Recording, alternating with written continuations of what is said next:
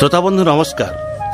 मु डॉक्टर शिशिर दास रेडियो सुरभि अध्यक्ष आपण मानक स्वागत करुच्ची एक अभिनव कार्यक्रम को। विगत 5 वर्ष मध्य रेडियो सुरभि शिक्षा कृषि ठारू आरंभ करी जीविका पर्यंत विभिन्न कार्यक्रम परिवेषण करि आसुछि। आदि ठारू सेही परी शिक्षा दीक्षा कार्यक्रम अंतर्गत एक नुआ शिक्षा दिगंत उन्मोचन हेउछि, जार ना चलतु जानिबा इतिहास बा लेट्स नो हिस्ट्री। यही कार्यक्रम द्वारा ओडिशार महाविद्यालय पढ़ुथिबा छात्र छात्री एवं विभिन्न प्रतियोगितामूलक परीक्षा देउथिबा प्रार्थी माने विशेष उपकृत हेबे। रेडियो सुरभिर यही अभिनव कार्यक्रम सारा भारतवर्ष रे प्रथम बोली अभिहित करा जाई पारे। यही ऐतिहासिक कार्यक्रम समस्त प्रश्नोत्तर प्रस्तुत करिसंती इतिहास विभाग प्रोफेसर कामाक्षी प्रसाद दास और सहयोग करिसंती श्रीमती नीलिमा दास। आसंतु सुनिबा इतिहास।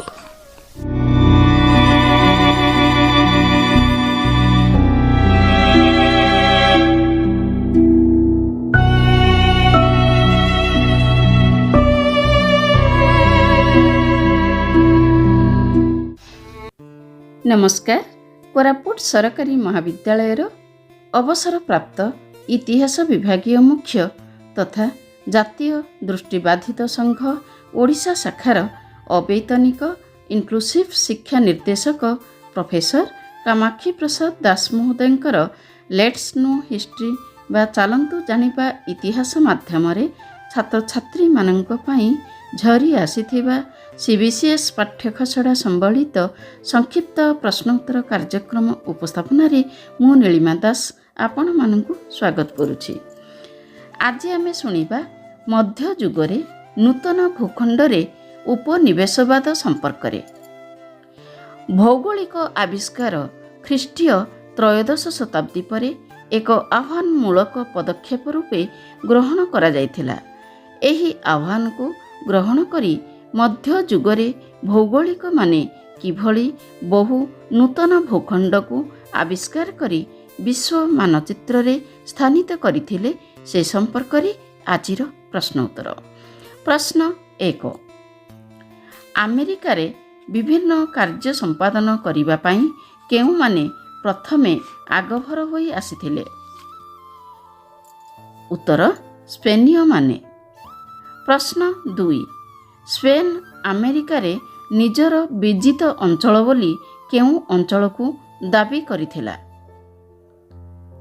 उत्तर सैनिक किंबा नीतिशून्य जलदस्यु मानक द्वारा अमेरिकार भूभाग रे अधिकृत होइथिबा अंचल को।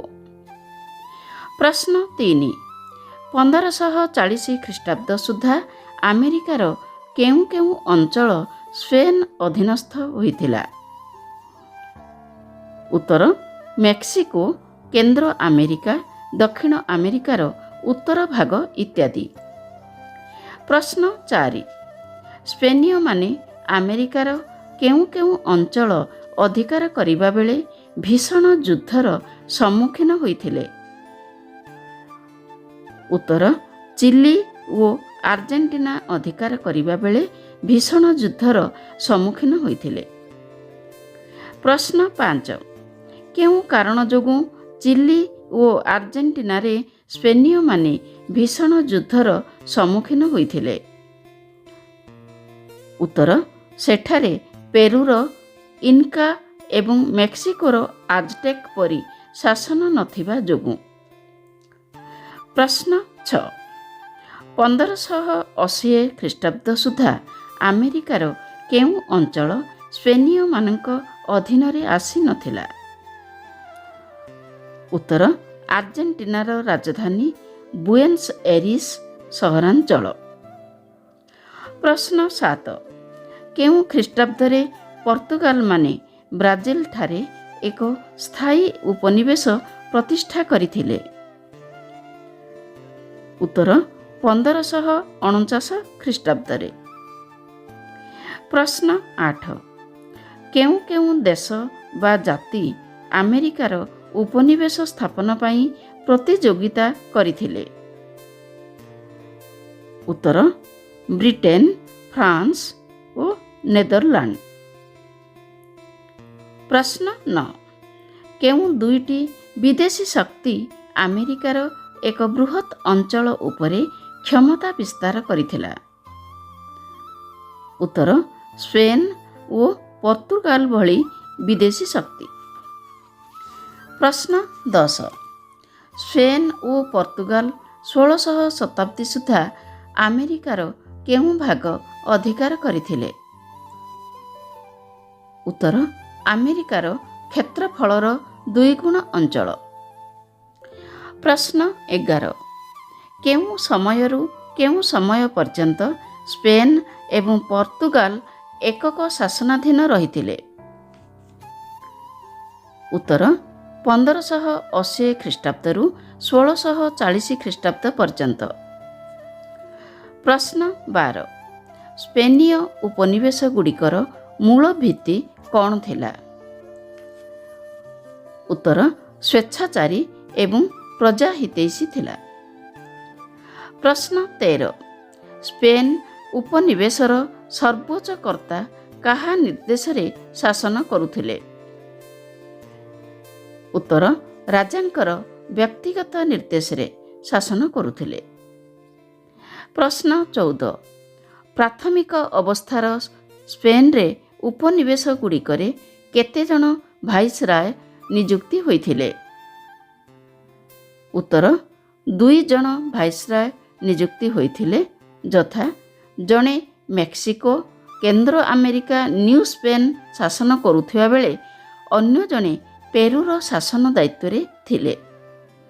ପ୍ରଶ୍ନ 15, ଖ୍ରୀଷ୍ଟୀୟ ଅଷ୍ଟାଦଶ ଶତାବ୍ଦୀ ବେଳେ ନିଯୁକ୍ତି ହୋଇଥିବା 2 ଜଣ ସ୍ପେନୀୟ ଭାଇସରାୟ କେଉଁ କେଉଁ ଅଞ୍ଚଳରେ ଥିଲେ? ଉତ୍ତର ନ୍ୟୁ ଗ୍ରାନେଡା, ଅନ୍ୟ ଜଣ ଲା ପ୍ଲାଟା ବା ବୁଏନସ୍ ଏରିସ୍ ପାଇଁ ନିଯୁକ୍ତି ହୋଇଥିଲେ। ପ୍ରଶ୍ନ 16, ସ୍ପେନ୍ର ଭାଇସରୟମାନଙ୍କୁ କେତେ ପରିମାଣରେ ବେତନ ପ୍ରଦାନ କରାଯାଉଥିଲା? ଉତ୍ତର ବାର୍ଷିକ 2 ଲକ୍ଷ ପାଉଣ୍ଡ। ପ୍ରଶ୍ନ 17, କେଉଁ କାରଣ ଯୋଗୁଁ ସ୍ପେନ୍ର ଭାଇସରୟମାନଙ୍କୁ ଆକର୍ଷଣୀୟ ବେତନ ପ୍ରଦାନ କରାଯାଉଥିଲା? ଉତ୍ତର ଦୁର୍ନୀତିକୁ ପ୍ରତିରୋଧ କରିବା ପାଇଁ। ପ୍ରଶ୍ନ 18, ସ୍ପେନ୍ ଉପନିବେଶ ଗୁଡ଼ିକରେ ଭାଇସରୟମାନଙ୍କର କ୍ଷମତାକୁ ପରୋକ୍ଷରେ କିଏ ନିୟନ୍ତ୍ରଣ କରୁଥିଲେ? ଉତ୍ତର ସ୍ପେନ୍ର ସମ୍ରାଟ ନିଜେ। ପ୍ରଶ୍ନ 19, ଭାଇସରୟମାନଙ୍କର ନିଷ୍ପତ୍ତିକୁ ଅପିଲ କରିବା ପାଇଁ ଜନସାଧାରଣ କେଉଁଠାକୁ ଯାଉଥିଲେ? ଉତ୍ତର ଉପଦେଷ୍ଟା ମଣ୍ଡଳୀ ବା ବିଚାରାଳୟ ପରିସଂସ୍ଥାକୁ। ପ୍ରଶ୍ନ 20, ସ୍ପେନ୍ ସାମ୍ରାଜ୍ୟର ଅଧୀନରେ ଥିବା ନ୍ୟୁ ଗ୍ରାନେଡା ନାମକରଣ କେବେ କରାଯାଇଥିଲା? ଉତ୍ତର 27 ମେ 1717 ଖ୍ରୀଷ୍ଟାବ୍ଦରେ। ଆଜି ପାଇଁ ଏତିକି। ପୁଣି ଆସିବି ଆଗାମୀ ଅଧ୍ୟାୟରେ। ସେ ପର୍ଯ୍ୟନ୍ତ ବିଦାୟ ନେଉଛି। ନମସ୍କାର।